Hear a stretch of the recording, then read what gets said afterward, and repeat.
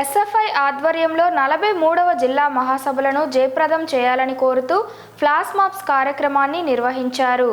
ఈ సందర్భంగా ఎస్ఎఫ్ఐ జిల్లా కార్యదర్శి బి హరీష్ మాట్లాడుతూ విద్యారంగంలో ఉండే సమస్యలపైన విద్యార్థుల హక్కుల కోసం మాత్రమే కాకుండా సమాజాన్ని చైతన్యపరిచేందుకు సామాజిక స్పృహ కలిగినటువంటి సంఘం ఎస్ఎఫ్ఐ సంఘం అని అన్నారు.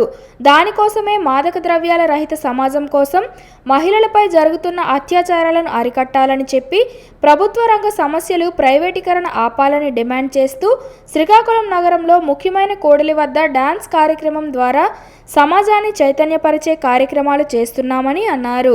నేటి సమాజంలో మాదక ద్రవ్యాల వాడకం వల్ల యువత మత్తుబారిన పడడం చాలా బాధాకరమని, వాటి బారిన పడకుండా విద్యార్థుల్లో చైతన్యపరిచేందుకు ఈ కార్యక్రమాలు ఎంతగానో ఉపయోగపడతాయని అన్నారు.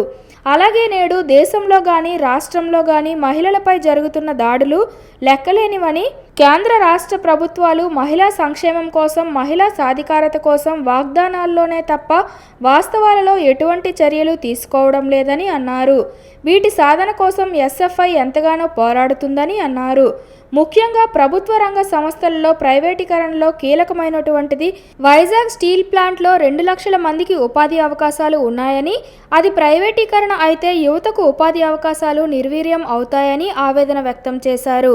అలాగే విద్యారంగ సమస్యలను పరిష్కరించాలని ఈ సందర్భంగా డిమాండ్ చేశారు. ఈ కార్యక్రమంలో ఎస్ఎఫ్ఐ నాయకులు చందు చిన్నారావు, దివ్య తదితరులు పాల్గొన్నారు.